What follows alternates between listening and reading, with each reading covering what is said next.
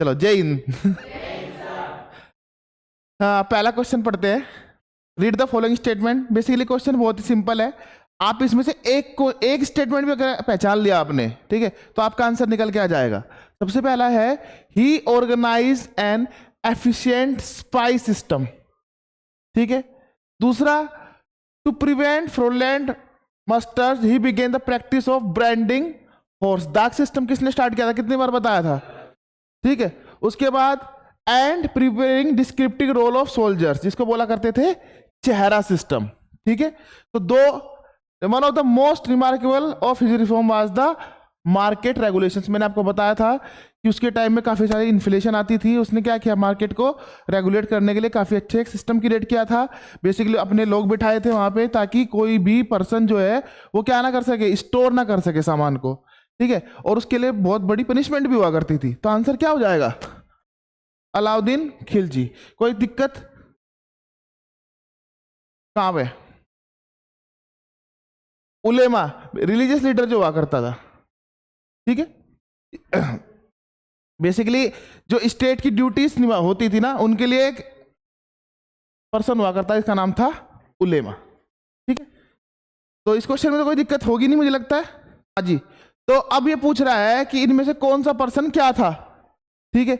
आपको ये टर्म तो बहुत ज्यादा याद रखना है, स्पेशल बरीद, ठीक है। ये बरीद क्या थे, इंटेलिजेंस ऑफिसर थे, जो अभी हमने जिसके बारे में डिस्कस किया, ठीक है। जो कि इंटेलिजेंस ऑफिसर किसने बिठाए थे, अलाउद्दीन खिलजी ने, ठीक है। तो बरीद को आपने ए से मैच कर दिया, तो बी का तो आ गया 1, तो बी का 1 आ गया तो आंसर ही आ गया डायरेक्ट। आई बात समझ में, कुछ ज्यादा दिमाग नहीं लगाना है इसके अंदर, ठीक है। उसके बाद कोतवाल, अर्ज ए ममलिक, ठीक है। और मुफ्ती, मुफ्ती तो बेसिकली क्या था, एक्सपाउंडर ऑफ लो, एक तरीके से जज की तरह काम किया करता था, ठीक है। उसके बाद कोतवाल, ठीक है। कोतवाल का क्या हो जाएगा, सी का 4, ठीक है, head of the city administration. और अर्ज ए ममलिक क्या हो जाएगा, मिनिस्टर इंचार्ज ऑफ आर्मी। तो ये टर्म जरूर याद रखने हैं, इसके टर्म बहुत ज्यादा इंपॉर्टेंट है। बेसिकली मुगल जो एडमिनिस्ट्रेशन है या दिल्ली सल्तनत का जो एडमिनिस्ट्रेशन है, ये काफी ज्यादा इंपॉर्टेंट टर्म है। चले आगे, कोई दिक्कत तो नहीं है यहां तक, ओके नेक्स्ट। अब पूछ रहा है कि इनमें से कौन सी पर्सनैलिटी कब आई, है ना, ठीक है। तो अब देख लो, सब क्रोनोलॉजिकल ऑर्डर में लगाना है ना, हाँ क्रोनोलॉजिकल ऑर्डर में, मतलब शुरू से आगे की तरफ, ठीक है।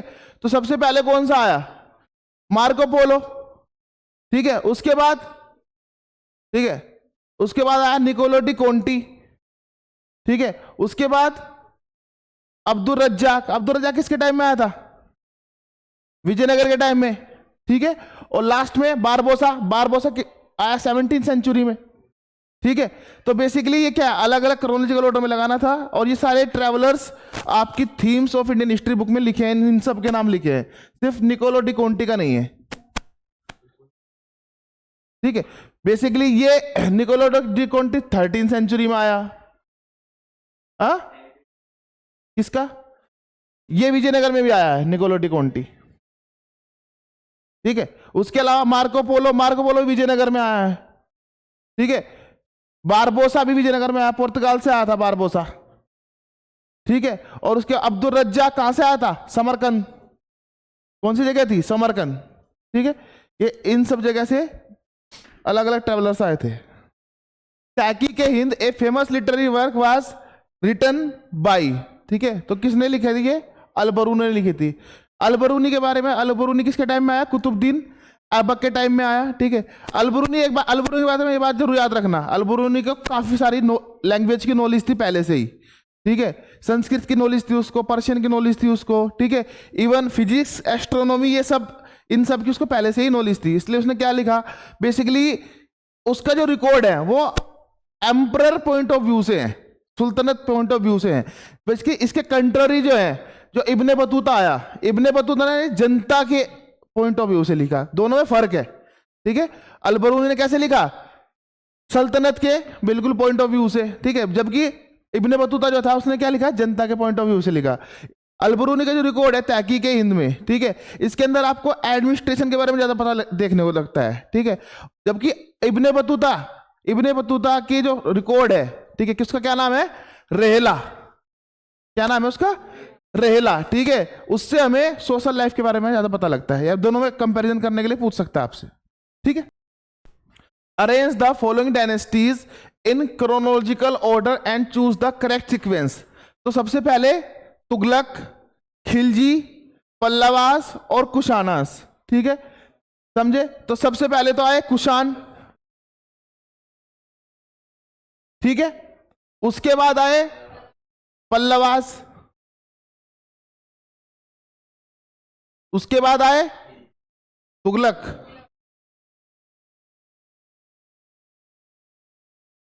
ठीक है, और उसके बाद आए खिलजी। ठीक है, समझ में आई बात? अब कुषाण के बारे में क्या खास बात है? एक तो गोल्ड कॉइंस, दूसरा कनिष्क, तीसरा महायान बुद्धिज्म। ठीक है, ये सब किसके बारे में खास बात है?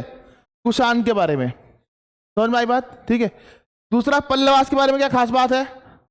याद आया आपको? महेंद्र वर्मन, नरसिंह वर्मन। ठीक है, उसके बाद रथ टेम्पल, क्या थे? रथ टेम्पल, याद आया? ठीक है, महेंद्र वर्मन और नरसिंह वर्मन किसकी लड़ाई हुई थी? किसके साथ बताओ? पुलकेशिन टू के साथ। पुलकेशिन टू ने हरा दिया था। आई समझ में बात? तो ये इसके बारे में किससे पता चलता है? ए होल इंस्क्रिप्शन। ठीक है, उसके बाद तुगलक, मोहम्मद बिन तुगलक, है ना? ठीक है, गयासुद्दीन तुगलक, फिरोज शाह तुगलक, इन सब के बारे में हम लोग पढ़ चुके हैं। इसको पगला राजा बोला। किसको बोला जाता था पगला राजा? मोहम्मद बिन तुगलक को। तुगलक ने क्या क्या किया? एक तो टोकन करेंसी स्टार्ट करी, कैपिटल शिफ्ट कर दी थी कहां पे? दौलताबाद। आई बात समझ में? ठीक है, उसके बाद साउथ के एक्सपीडिशन थे उसके, नॉर्थ वेस्ट के एक्सपीडिशन थे उसके। बेसिकली उसको बाद में जनता ने उसका साथ नहीं दिया। आई बात समझ में? ठीक है, और उसके बारे में क्या लिखा गया था कि राजा को जनता से मुक्ति मिल गई है और जनता को राजा से मुक्ति मिल गई है। आई बात समझ में? ठीक है, उसके बाद खिलजी। ठीक है, खिलजी में कौन कौन था? पहले जलाउद्दीन खिलजी, अलाउद्दीन खिलजी। ठीक है, अलाउद्दीन खिलजी के जो एक्सपीडिशन थे वो बहुत सारे फेमस थे। उसके अलावा दाग सिस्टम, चेहरा सिस्टम। ठीक है, उसने एडमिनिस्ट्रेशन को क्या कर दिया था? सेंट्रलाइज करने की कोशिश करी थी। जो सोल्जर्स थे उनकी सैलरी किस में दिया करता था? कैश में दिया करता था। आई बात समझ में? ठीक, इकता सिस्टम को एक तरीके से बंद कर दिया था उसने। मेनली जो सैलरी हुआ करती थी वो सारी की सारी कैश में दिया करता था। तो ये सारा आपको, हाँ सॉरी, पहले खिलजी फिर तुगलक। ठीक है, देखो डायनेस्टी कैसे है। सबसे पहले कौन आए? ऐबक डायनेस्टी, कुतुबुद्दीन ऐबक। ठीक है, कुतुबुद्दीन ऐबक के बाद फिर उसके बाद आया इल्तुतमिश, फिर आया रजिया सुल्तान आई, फिर रजिया सुल्तान के बाद फिर कौन आया? ठीक है, उसके बाद फिर कौन सी डायनेस्टी आ गई? खिलजी डायनेस्टी आ गई। फिर खिलजी के बाद तुगलक डायनेस्टी, तुगलक के बाद सैयद डायनेस्टी, उसके बाद फिर लोधी डायनेस्टी। ठीक है, तो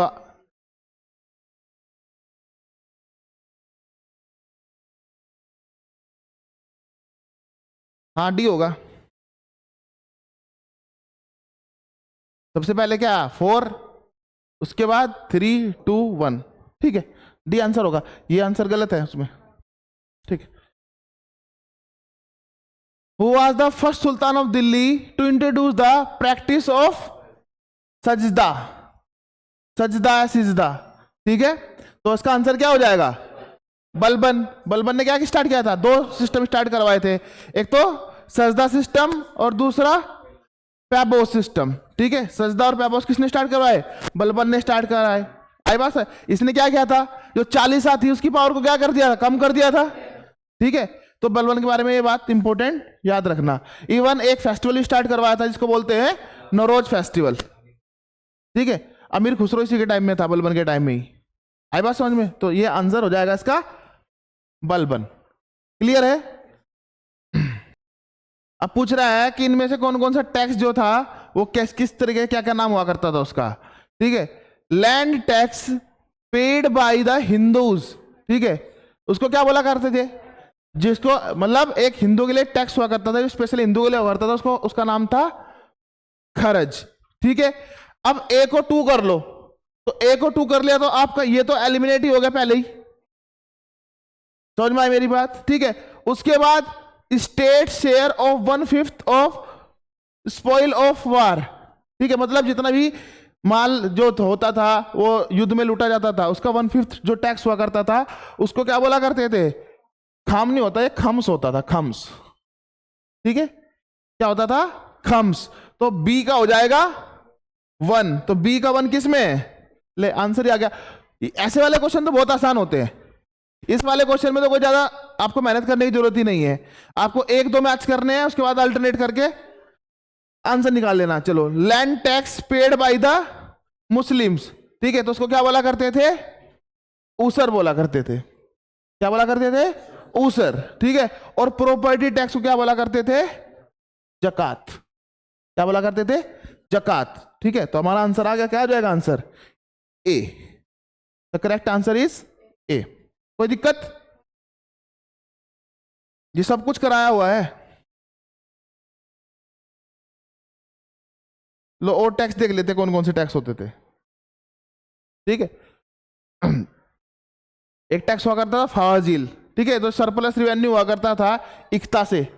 मतलब इक्ता क्या था? बेसिकली एक लैंड था, लैंड का पार्ट अलग अलग जो सर्विस दिया करते थे उनको डिवाइड कर दिया जाता था, और उससे उनको क्या बोला जाता था कि भैया तुम्हें जो रिवेन्यू मिल रहा है तुम अपनी जो सेना है उसका खर्चा निकालो, लेकिन जो एक्स्ट्रा हुआ करता था वो कहाँ जाया करता था? सुल्तान के पास। तो उस टैक्स को बोला करते थे फवाजिल। ठीक है, चराज क्या हुआ करता था? Cattle tax levied on grazing. ठीक है, उसके बाद खम्स, जिसके बारे में अभी डिस्कस किया था, बूटी कैप्चर्ड इन वॉर, मतलब जो भी वॉर में सामान लूटा हुआ था उसको खम्स बोला करते थे। जकात, a religious tax paid by Muslim as a charity of the welfare of coreligionist. मतलब बेसिकली एक तरीके से क्या था? ये अपने रिलीजन को प्रमोट करने के लिए एक टैक्स था। भैया इसका जो पैसा है वो कहाँ यूज किया जाएगा? मुस्लिम्स के वेलफेयर के लिए यूज किया जाएगा, उसको क्या बोला करते थे? जकात। उसर, a tax levied on land held by the Muslim and assessed by the natural means. ठीक है, उसके बाद सोनदार is a loan given to the peasants. Important है, याद कर लेना। ठीक है, उसके बाद खालिसा। खालिसा के बारे में तो कई बार डिस्कस कर चुके हैं। खालिसा वो लैंड हुआ करती थी जिसका रिवेन्यू डायरेक्ट कहां जाया करता था? सुल्तान के पास जाया करता था डायरेक्ट। ठीक है, मतलब इसका जो बाकी लैंड तो किसमें डिवाइड थी? इख्ता सिस्टम में डिवाइड थी, इख्तास में डिवाइड थी, लेकिन जो लैंड इसका रिवेन्यू डायरेक्ट कहां जाया करता था? सुल्तान के पास। उसको क्या बोला करते थे? खालिसा। The area whose revenue was reserved for sultan treasury, it was not given in इख्तास। इसको इख्ता में डिवाइड नहीं किया करते थे। ठीक है, बिस्वा, एक common measure of area in northern India, आज भी होता है 1/20 ऑफ बीघा। क्या होता है? बिस्सा। हमारे यहां इसको क्या बोलते हैं? बिस्सा बोलते हैं, बिस्सा। ठीक है, तो 1 बीघा में कितने बिस्से होते हैं? 20 बिस्से होते हैं।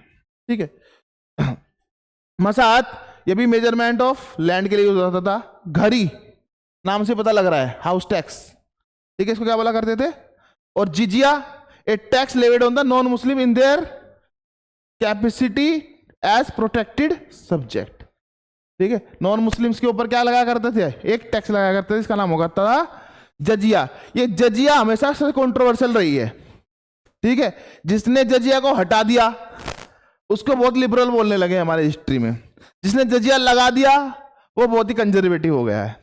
तो जिजिया अपने आप में एक बहुत बड़ा इंपॉर्टेंट टैक्स था, क्योंकि आप किसी की सब्जेक्टिविटी के ऊपर टैक्स लगा रहे हो, किसी के रिलीजन के ऊपर टैक्स लगा रहे हो। चलो आप लैंड का टैक्स तो लोगे ही लोगे, जो आपका प्रोड्यूस है उसका टैक्स तो लोगे ही लोगे। ठीक है, लेकिन आप बोल रहे हो कि नहीं ये पर्सन है ये अलग टैक्स देगा, ये पर्सन है अलग टैक्स देगा।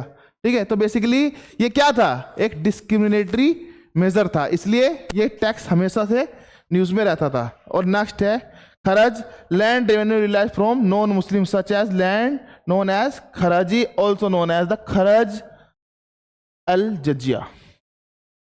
नॉन मुस्लिम्स की जो लैंड हुआ करती थी उसके ऊपर जो टैक्स लगा करता था उसको क्या बोला करते थे? खरज बोला करते थे। क्लियर है?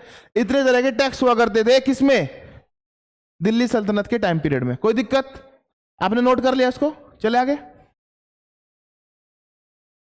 नेम ऑफ द बुक्स और इसके ऑथर के साथ मैच करना है। ठीक है, इसके अंदर फिर से हम क्या करेंगे, जो हमें आता है उसको आइडेंटिफाई कर लेंगे सबसे पहले तो। ठीक है, तो पृथ्वीराज रासो, चंद्र बरदाई। ठीक है, तो ए को 4 से मैच कर दो, तो ए को 4 से मैच कर दिया, ये एलिमिनेट हो गया, ये एलिमिनेट हो गया, कोई दिक्कत तो नहीं है यहां तक। उसके बाद तैकी के हिंद अभी डिस्कस किया था, अलबरूनी। ठीक है, तो सी को 2 से मैच कर दो, तो सी को 2 से मैच करके आंसर आ गया हमारा, समझ में आए। बी को, ठीक है, बी का क्या हो जाएगा, शाहनामा, किसने लिखी थी, फिरदौसी ने लिखी थी। जिसको नहीं आता है उसको नोट कर लेना, Shahnama was written by the Firdausi. ठीक है, उसके बाद कथा सरित सागर। ठीक है, उसके बाद ये लिखी थी सोमदेव ने। ये बुक्स के नाम इंपॉर्टेंट है, मैं फिर से बोल रहा हूं, दिल्ली सल्तनत का आर्ट एंड लिटरेचर और एडमिनिस्ट्रेशन, यहीं से क्वेश्चन आने की ज्यादा प्रोबेबिलिटी है। ठीक है, तो इसको नोट कर लेना। चले आगे। विच of the following was the first women president of Indian national Congress. ठीक है, तो इसका आंसर क्या हो जाएगा, एनी बेसेंट। याद रखना, इंडियन नेशनल कांग्रेस की पहली वुमेन प्रेसिडेंट कौन थी, एनी बेसेंट थी। लेकिन अगर आपसे पूछे विच of the following is the first Indian women, ठीक है, तो आंसर क्या हो जाएगा, सरोजिनी नायडू। ठीक है, क्लियर है, पक्का। The Bengali novel Neel Darpan by Dinabandhu Mitra 1860 was about. Neel Darpan, ठीक है, ये बहुत ही इंपॉर्टेंट नोवेल है। इसमें क्या होता था, जो नील की खेती करते थे, जो कि इंडिगो प्लांटर्स थे, उनकी प्रॉब्लम्स को बताया गया है। बेसिकली नील दर्पण वाज अ प्ले, ये एक प्ले हुआ करता था। ठीक है, जिसके अंदर जो बंगाल के अंदर नील की खेती किया करते थे जो प्लांटर्स, ठीक है, नील उगाया करते थे, उससे उनके बारे में था। ठीक है, तो आंसर हो जाएगा इसका था इंडिगो प्लांटर्स। ठीक है, बेसिकली जो नील उगाया करते थे उन किसानों के बारे में ये क्या था, एक प्ले हुआ करता था। ये क्वेश्चन काफी ज्यादा बार पूछा जाता है। ठीक है, तो याद रखना, the Bengali novel Neel Darpan by Dinabandhu Mitra was about the indigo planters. Clear है। Which of the following was the founder of Brahmo Samaj. इनमें से ब्रह्म समाज का फाउंडर कौन है, महात्मा गांधी है, नहीं। लाला लाजपत राय है, नहीं। राजा राम मोहन राय है, बिल्कुल सही बात है। और गोपाल कृष्ण गोखले है, नहीं। राजा राम मोहन रॉय, ठीक है, राजा राम मोहन रॉय ने ब्रह्म समाज की फाउंडेशन करी 1828 में। ठीक है, he is also known as the father of Indian renaissance. Basically इन्होंने उस टाइम पे बात कर रहे हैं 1828 की। ठीक है, उस टाइम पे एक बेसिक सती के अबोलिश करने के लिए बेसिकली लड़ गए थे। हालांकि इनके घर में सती हुई थी, ठीक है, लेकिन बाद में इन्होंने सती को अबोलिश करवा के ही माने। आई बात समझ में। ठीक है, इनको राजा का टाइटल किसने दिया था, ये क्वेश्चन भी पूछा जाता है। ठीक है, तो राजा का टाइटल दिया था, बाद में एक मुगल बादशाह आएगा जिसका नाम होगा अकबर II। ठीक है, अकबर II के टाइम में इनको क्या दिया जाएगा, राजा का टाइटल दिया जाएगा। इनके कंटेम्पररी कौन थे, इनके कंटेम्पररी थे विलियम बेंटिक। ठीक है, उस टाइम पे गवर्नर जनरल। और विलियम बेंटिक के बारे में और खास बात है, ठीक है, कि वो गवर्नर जनरल के साथ साथ क्या थे, गवर्नर जनरल ऑफ इंडिया। पहले क्या हुआ करती थी post, governor general of Bengal हुआ करती थी, बाद में इसी पोस्ट को गवर्नर जनरल ऑफ इंडिया कर दिया गया। तो William Bentinck was the first governor general of India. याद रहेगा। क्या आप बता सकते हो कि फर्स्ट वायसरॉय ऑफ इंडिया कौन था, लॉर्ड कैनिंग। ठीक है, तो फर्स्ट वायसरॉय ऑफ इंडिया कौन था, लॉर्ड कैनिंग था। इन्हीं के टाइम में क्या आया था, सती को अबोलिश करने के लिए रेगुलेशन आया था। ठीक है, समझ में आई मेरी बात। उसके बाद जो राजा राम मोहन रॉय है, ठीक है। राजा राम मोहन रॉय के बारे में क्वेश्चन काफी सारे आते हैं। बेसिकली इन्होंने क्या किया, सती को अबोलिश करने के लिए प्रोटेस्ट किया। इवन ये किस चीज में बिलीव किया करते थे कि भैया हमें ज्यादा बेसिकली पूजा वूजा में बिलीव नहीं करना चाहिए, हमें सोशल चीजों को इंप्रूव करना चाहिए, इक्वेलिटी में बिलीव करना चाहिए। कास्ट सिस्टम के अगेंस्ट में इन्होंने काफी काम किया। तो बेसिकली राजा राम मोहन राय का नाम इसलिए ज्यादा फेमस है। और इनकी ऑर्गेनाइजेशन का क्या नाम है, ब्रह्म समाज। ठीक है। Which of the following was the main purpose of home rule movement. ठीक है। अब ये होम रूल मूवमेंट किसने स्टार्ट किया? ठीक है। बेसिकली होम रूल मूवमेंट, दो होम रूल थे। ठीक है, दो मूवमेंट स्टार्ट किए गए। एक क्या था, बाल गंगाधर तिलक। ठीक है। एक क्या था, एनी बेसेंट। ठीक है। अब नाम से आपको पता लग रहा है होम रूल, समझ में आई मेरी बात? नाम से क्या पता लग रहा है, होम रूल यानी कि अपना रूल। ठीक है। लेकिन हम अभी क्या है, किसकी बात, इंडिपेंडेंस की बात नहीं कर रहे हैं, हम अपने रूल की बात कर रहे हैं। दोनों में फर्क है। ठीक है। To attain the self government within the British empire, हाँ ये बात सही है, इसीलिए हुआ था। To bring about the social reform, नहीं, इसलिए होम रूल मूवमेंट नहीं था। टू हरास द ब्रिटिशर्स, ठीक है, 1916 में हम कहा ब्रिटिशर्स को हरास कर रहे थे। ठीक है। उसके बाद to attain the self government and turn out British, और पहले क्या करना था, सेल्फ रूल के लेना था, और फिर बाद में ब्रिटिशर्स को हटा देना था। क्या ऐसा हमारा उद्देश्य था? नहीं था। ठीक है। तो बेसिकली दो होम रूल लीग बनाई गई। एक होम रूल लीग थी, इसके हेड थे बाल गंगाधर तिलक। एक होम रूल लीग थी, इसके हेड थे एनी बेसेंट। ठीक है। मैंने पिछले उसमें क्वेश्चन में डिस्कस करवाया था कि 1916 के अंदर लखनऊ पैक्ट हुआ था। ठीक है। और लखनऊ पैक्ट के अंदर जो मॉडरेट्स थे और एक्सट्रीमिस्ट थे वो भी मिल गए थे, और मुस्लिम लीग और बेसिकली कांग्रेस भी एक तरीके से इकट्ठा आ गई थी। तो इसके बाद सब लोगों ने सोचा कि भाई कुछ तो मूवमेंट चलाना पड़ेगा ना। ठीक है। तो इन्होंने कहा कि हम एक मूवमेंट चलाते हैं जिसका हमारा उद्देश्य होगा या एम होगा वो करना, होम रूल अचीव करना, सेल्फ गवर्नमेंट। ठीक है। इसलिए दो होम रूल लीग बनाई गई। अब दो होम रूल लीग बनाई गई तो उसमें बोला, अब दो लीडर थे उस टाइम पे, एक थे बाल गंगाधर तिलक और एक दूसरी थी एनी बेसेंट। लेकिन दिक्कत ये थी कि एनी बेसेंट के जो फॉलोवर थे वो बाल गंगाधर तिलक को पसंद नहीं करते थे, और बाल गंगाधर तिलक के जो फॉलोवर थे वो एनी बेसेंट को पसंद नहीं करते थे। और साथ मिलकर तो काम करना है, क्योंकि हम फिर से क्या नहीं चाहते, डिवाइड एंड रूल नहीं चाहते। तो इन्होंने कहा कि भैया एक काम करते हैं, आप अपनी एक अलग लीग बनाओ, हम अपनी एक अलग लीग बनाते हैं, और काम हम वही करेंगे। आई बात समझ में? तो इसलिए दो लीग बनाई गई, एक था बाल गंगाधर तिलक जिसके लीडर थे, और एक के एनी बेसेंट लीडर थे। समझ में आ गई बात? क्लियर? कोई दिक्कत तो नहीं है? ठीक है। नेक्स्ट।